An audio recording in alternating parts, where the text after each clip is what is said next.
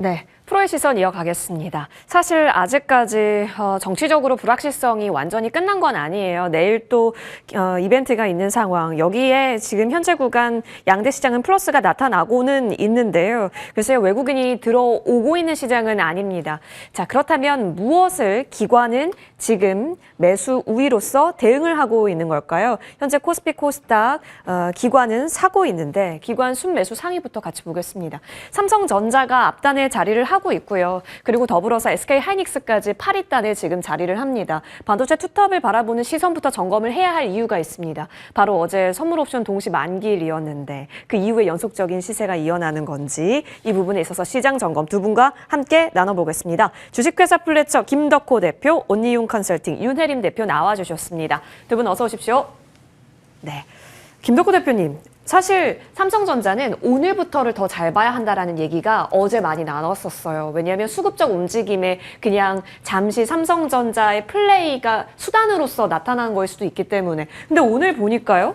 삼성전자가 완전히 도려내지는 않네요. 어제 올랐었던 부분을 다 반납하지는 않네요. 그러면 이제 진짜 지수 바닥으로서의 상승을 기대할 수 있는 시그널로 봐도 되나요?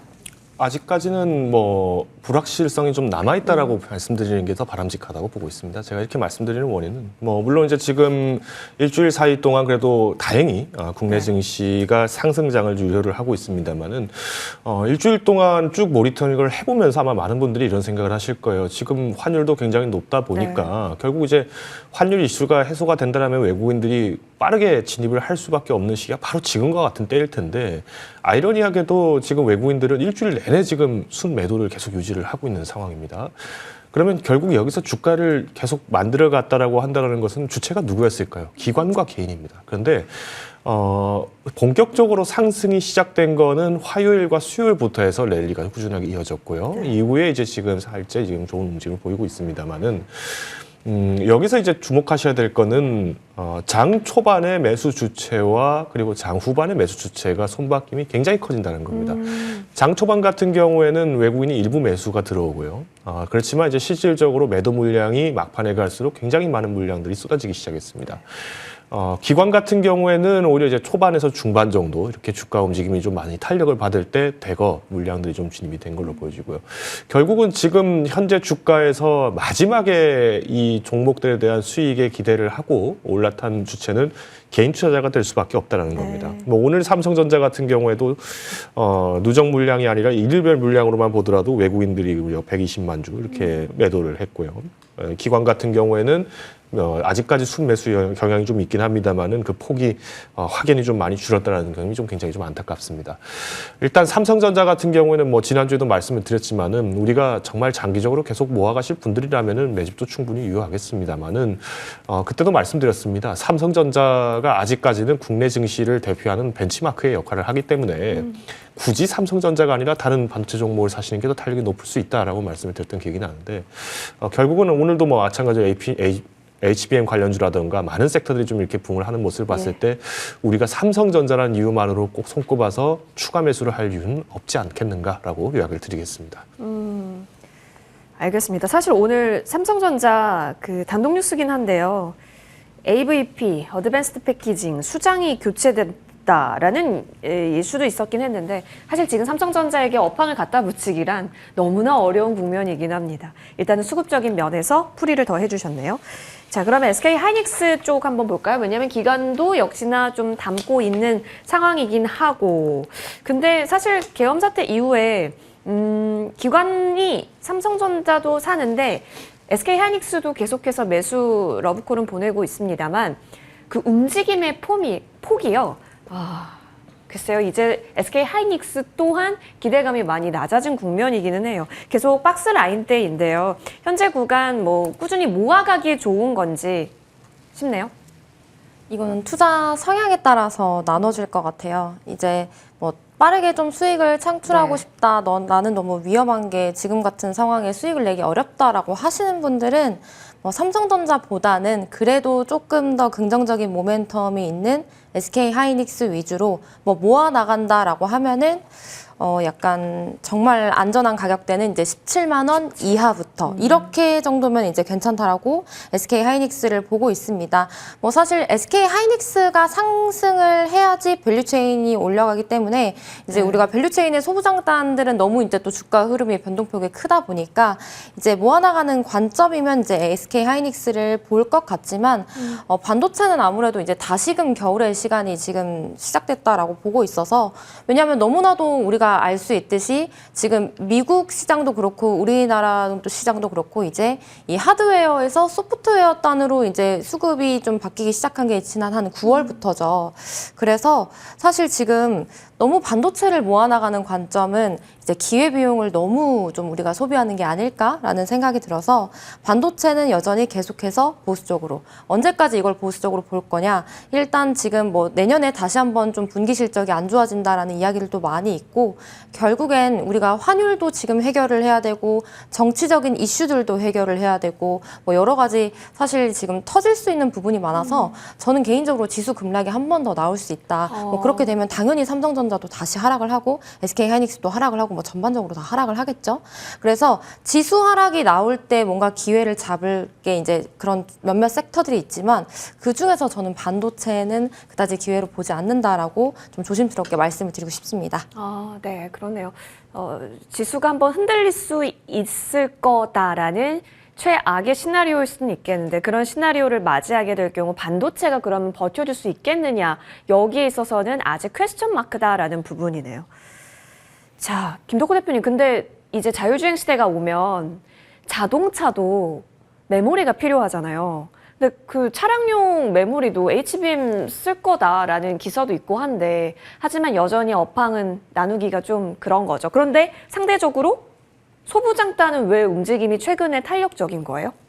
일단 소부장단 같은 경우에는 사실 뭐 이제 말씀드렸지만 장비단 같은 경우에는 지금 시장 대비해서 워낙 평가가 적게 되다 보니까 지금 실질적인 어떤 펀더멘탈에 대비했을 때 주가 훼손이 많은 건 사실입니다. 그리고 가장 큰 문제점은 장비 같은 경우에는 일제도 계속 말씀드렸다시피 지금 현재 대형 파운드리 기업들이 실질적인 라인을 형성하는 데 있어서 지금 적극적이지 않고 있어요. 오히려 지금 시간을 1년 뒤, 2년 뒤로 지금 지연전을 하고 있는 원인도 결국은 트럼프 리스크에 대응을 하겠다라는 입장으로 보여지거든요. 그러면 우리가 계엄령 사태로 인해서 이제 주가가 일주일 내내 이제 하락을 했었는데 그러면 오히려 이제 1년 전과 1년 후를 대비를 했을 때로 본다라고 하면은 사실 기술적인 면에서 충분히 매력적인 변동성을 볼 수 있다라는 거죠. 그리고 두 번째는 결국 이제 트럼프 후보가 이제 결국은 이제 집권해서 대통령으로서 임무 수행을 하기 시작하면은 임기를 이제 수행을 하게 되면은 이때부터는 어쩔 수 없이 또 많은 반도체 기업, 글로벌 반도체 기업들이 미국에 다시 공장을 지을 수밖에 없을 것이다라는 기대감으로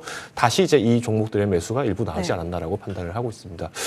저는 일단 지금 시장에서 봤을 때 뭐 여러 종목들이 지금 뭐 그래픽으로도 이렇게 나오고 있습니다만은 접근을 하실 때 유의하셔야 되는 거는 이제 최근에 이제 기관 매수가 순매수가 굉장히 좀 오래 유지가 됐던 종목들은 우리가 좀 유의할 필요가 있다는 말씀을 드리고 싶어요. 지금 시장은 사실 기관들이 이제 굉장히 정보 습득이 빠르다 보니까 개인 투자자들이 이제 올라간다 하면서 잡다 보면은 항상 그게 폭탄 돌리가 되는 경우들이 굉장히 많이 있었거든요. 뭐 저희가 뭐 이 시간대도 말씀드렸던 뭐 LG U+나 뭐 여러 가지 카카오도 그랬었고 뭐 JYP 엔터 굉장히 많은 종목들이 빠져나갈 때 개인 투자자분들은 여기서 대응을 못했어요. 네. 그러니까 많은 분들이 올라가는 거에 기대를 하고 편승을 하는 것은 너무 좋지만 우리가 아직까지 시장이 좀 어렵고 그리고 무엇보다도 이제 탄핵 표결에 대한 부분들의 정치적 리스크 여러 가지 이슈들이 남아있기 때문에 우리가 이 소부장 같은 경우에는 우리가 지난 2주 전에 주가를 어느 정도 회귀했다라고 한다라면은 일단 일시적으로 비중을 좀 줄이시는 게 어떨까라고 말씀을 드리고 싶습니다. 지금 최근에 꿈틀거리고 있으나 여기에 유혹 당하지 않을 수 있는 부분에서의 움직임 한번 체크를 해봐야겠네요. 알겠습니다. 자, 이제 오늘 또 많이 논의 나눠봐야 하는 쪽으로 시선 돌려볼게요. 외국인 순매수 상위에 크래프톤이 올라와 있습니다. 2시 기준이고요. 크래프톤이 사실 오늘 흐름이 굉장했습니다. 뭐 한 가지 IP라는데 이 한 가지 IP가 문제인 건지 아니면 오히려 잘 둔 외동아들인 건지 뭐 이런 이야기도 많더라고요. 자, 근데 오늘 사실 크래프톤도 있지만 내리는 종목도 있어요. 펄어비스 같은 경우들 노이즈가 껴 있는데요. 자, 게임주 우리 윤 대표님 얘기 들어볼게요. 일단은 최근 들어서 시장이 놀자주 쪽이 조금 더 좋잖아요. 그런 관점에서 게임주는 긍정적으로 볼 수 있는 이유들은 다분했어요. 근데 워낙 우리나라의 경쟁력을 비교선상에서 놓고 보건데 지금 구간도 굉장한 유망한 건가요? 왜냐면 그 중국의 게임이 어마어마한 것 같고 사실 수상 기대가 있었는데 오늘 그 수상 기대를 충족시키지 못하는 이슈들도 있었던 것도 사실이고요. 수급에 의존하는 건가요? 아니면 진짜 유망성에 의존하는 건가요? 그 방금 놀자주에 지금 상승이 나온다라고 말씀을 해주셨는데 일단 지금 경기에 예민하지 않는 게 결국 지금 상승하고 있는 게임주, 엔터주들이기 때문에 이제 외국인 매수세가 조금 이어지면서 상승을 하는 흐름으로 보여집니다. 그래서 일단 선별적으로 봐야 되는 건 맞는 것으로 보여지고 있고요. 그래서 게임주를 본다고 하면 지금 뭐 증권사도 그렇고 가장 흐름이 좋은 탑픽인 뭐 크래프톤, NC소프트, 시프트업 그리고 이제 오늘자 바닥에서 올라오는 카카오 게임즈까지 한 요 정도에서 놓고 보시면 좋을 것 같고요. 그리고 국내 게임 업체의 성장력이 그래도 어느 정도 이제 인정을 받고 있기 때문에 이러한 수급에 의한 좀 상승이 이뤄진다라고 보고 있어서 이거를 지금 당장 매수를 해볼까라고 하기엔 너무 지금 이제 시장이 어떻게 휘청거릴지 모르니 조금 보수적 관점으로 그래서 방금 게임주와 이제 엔터주를 조금 말씀을 드리는데 이렇게 두 가지를 놓고 보자면 저는 그래도 조금 엔터가 더 낫지 않을까라고 생각을 하고 있습니다. 그래서 또 게임주는 뭐 신작에 대한 기대감으로 상승했다가 다시 또 뭐 하락을 했다가 이런 변동성이 크기 때문에 일단 지금은 긍정적인 흐름으로 보여지고 있고 뭐 그렇게 부담스럽지는 않은 것으로 보여지고 있으나 뭐 적당히 우리가 좀 약간은 보수적으로 볼 필요가 있다 이렇게 말씀을 드리고 싶습니다. 게임보다는 엔터 쪽에 좀 더 점수 주셨네요. 김덕구 대표님도 마찬가지인지 궁금해요. 사실 엔터도 지금 수급이 들어와요. 기관, JYP 엔터 지금 담고 있는 모습도 나타나고 게임과 엔터를 뭐 비교해서 얘기를 나눈다, 뭐 이건 정말 여러분의 취향에 따라 다른 부분이긴 한데 프로그램 단에서도 크래프톤 보이고 있고요. 하이브까지 있네요. 어떻게 보세요, 김덕구 대표님은? 일단 뭐 게임주 같은 경우에는 뭐 잘 간다 하더라도 함부로 매수하시는 건 자제하시는 이유가 뭐냐면 일단 게임주는 내가 게임을 좋아해야지 매수가 가능합니다. 뭐 물론 저는 뭐 게임을 굉장히 좀 좋아하는 편이고 뭐 앞서서 소개했던 뭐 앞서서 이제 수영 앵커가 말씀하셨던 뭐 일론 머스크 한마디 때문에 관련주가 뭐 급등을 하더라 이런 얘기가 나오는 것도 실제로 그 게임에 대한 가치는 사실 유저들이 만드는 거다 보니까 그 유저 입장에서 봤을 때 어떤 불만이 터진다 그러면 우리가 과거 3N 사태와 동일하게 폭락을 맞이하는 거는 불보듯 뻔합니다. 뭐 아마 우리나라에서는 많은 분들이 뭐 들어보셨던 적 있는 뭐 스타크래프트를 이제 만든 블리자드 이 회사도 말 한마디 때문에 주가가 10년째 넘게 쌓아온 주가를 한 번에 반락하는 사건들도 있었거든요. 그렇기 때문에 우리가 뭐 여러 게임주들을 접근하실 때는 내가 정말 좋아하는 게임이 있는데 정말 이 게임을 하는 사람들이 단순히 그냥 돈과 시간만 쏟아부어서 하는 것으로 끝나는 건지 아니면 정말 글로벌적인 IP를 갖고 있는 건지를 보시는 게 중요합니다. 이번에 지금 이슈가 되는 것도 TGA 그러니까 이제 더 게임 어워드에 지금 선발된 게임들이 몇 가지가 있다 보니까 여기에 이제 기대감으로 상승하는 기업들이 있는데 뭐 대표적으로 이제 시프트업의 스텔라 브레이드 같은 경우에도 이번에 TGA에서 꽤나 좋은 수상을 했었죠. 자, 근데 우리나라 같은 경우에는 뭐 실제 이제 지스타에서 게임 수상을 했었는데 누가 받았습니까? 넷마블의 나홀랩을 받았지 않습니까? 그러니까 이게 뭐냐면 넷마블 같은 경우에는 지금 내수 의존에 굉장히 좀 많이 접근이 돼 있습니다. 그리고 모바일 위주로 되어 있다 보니까 결국은 모바일 시장에서의 게임 같은 경우에는 시장 전환이 굉장히 빨라져요. 반면에 PC 게임 같은 경우나 아니면 콘솔 게임은 자체 IP를 계속 꾸준하게 개발하는 것이 굉장히 중요한데 이번에 TGA에서 어마어마한 실적을 보였다는 이제 50, 그러니까 텐센트의 50도 지금 검은 신화가 굉장히 뭐 인기다라고 얘기가 나와서 뭐 중국 너무 대단한 거 아니냐, 너무 부쩍 큰 거 아니냐 얘기할 수 있겠지만은 이 50 시리즈를 개발을 시작한 게 2018년도부터입니다.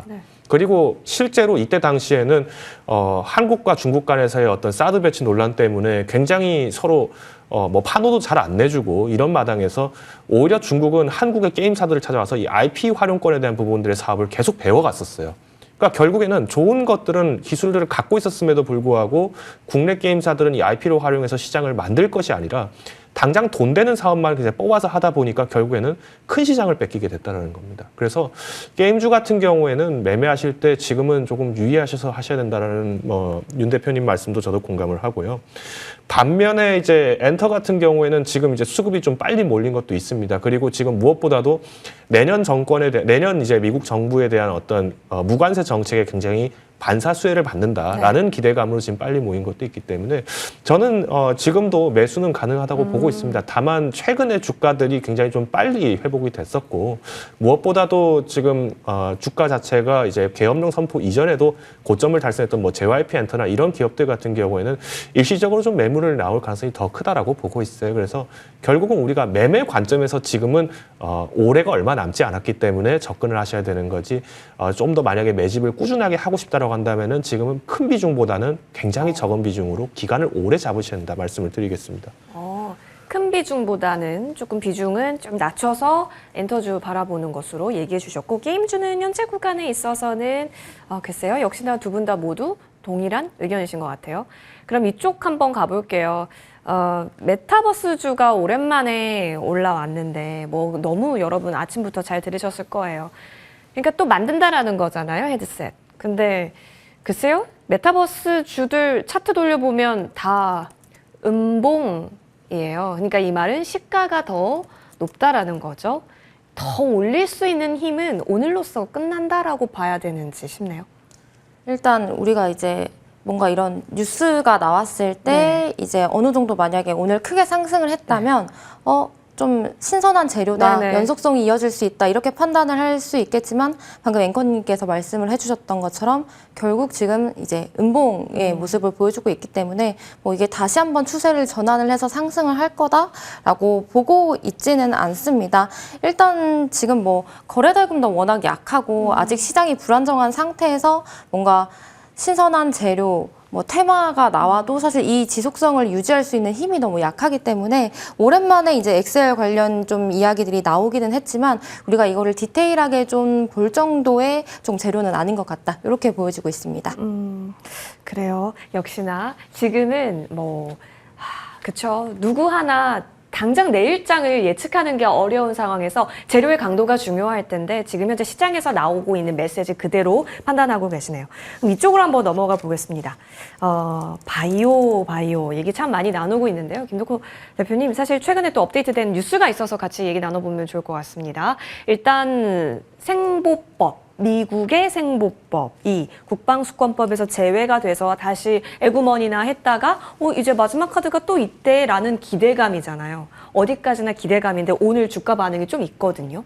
그러면 우리는 다시 실어봐도 되는 구간인가요? 그러니까 사실 생보법 관련해서는 실질적으로 바뀐 건 아무것도 네. 없습니다. 그러니까 이제 이게 입법 과정에서 나온 이제 말 몇 마디 때문에 시장에 지금 혼선이 굉장히 많다라고 볼 수 있을 것 같은데 궁극적으로 지금 우리가 CMO 혹은 CDMO 주들이 계속 갈 것이다라고 얘기하는 근거는 우리가 시간을 굉장히 좀 길게 보고 있는 거예요. 그러니까 생물보안법이 실질적으로 적용되는 시기는 2028년도부터입니다. 근데 왜 그러면 우리가 벌써부터 이 관련주들이 들썩들썩하느냐. 유예 기간이라는 걸 지금 3년째 주겠다라는 것이고 그 3년의 기간에 유예를 주는 정부가 누굽니까? 트럼프 정부지 않습니까? 그러면 지금 트럼프 정부는 안 그래도 지금 중국과 관계가 껄끄러운데도 불구하고 중국 때리기를 더 본격적으로 하겠다. 계속 이와 관련된 발언들을 공격적으로 하고 있다 보니까 지금 시장이 계속 움직인다 말씀을 드릴 수 있을 것 같고요. 그러다 보니까 뭐 최근에 셀트리온도 주가가 굉장히 많이 빠지긴 했습니다만 다시 또 복귀를 했습니다. 그러니까 이런 모습을 봤을 때 우리가 내년도까지도 충분히 우리는 기대할 수 있는 것은 어떻게 보면은 이 CMO 관련주가 될 수 있다라고 좀 말씀드리고 싶고요. 다만 우리가 이제 좀 탄력 부분에서 봤을 때 최근에 뭐 유한 양행을 비롯해서 굉장히 많은 바이오주들이 사실은 고점 대비해서 주가가 20에서 30% 정도 이제 후퇴를 했잖아요. 그러면 오히려 이 종목들은 내년을 대비해서 우리가 다시 한번 매집의 관점을 보시는 게 맞다라고 보고 있습니다. 결론적으로 말씀드리면 아직도 금리 인하는 계속 우리가 나아가야 될 숙제긴 합니다만은 당장에 우리가 국내 기업 같은 경우에는 하느니 아직까지 금리 인하에 대해서 눈치를 볼 수밖에 없겠죠. 그러다 보니 이제 당장 빠르게 회복되기보다는 우리가 어떤 실적 개선세가 유지된다는 전제 하에서 우리가 매집을 하기 때문에 내년도부터의 어떤 매집 전략은 충분히 유효할 것으로 보여집니다. 일단 올해 같은 경우에는 CMO주들이 이제 다시 이제 회기 반등을 했다라는 점은 우리가 긍정적이라고 말씀드릴 수 있을 것 같습니다. 긍정적이나 사실상 조금 장기 호흡이겠네요. 그렇죠. 좀 더 네. 멀리 볼 수 있도록 언급 주셨습니다. 김덕호 대표, 윤혜림 대표와 함께했고요. 오늘 두 분 나와주셔서 대단히 고맙습니다.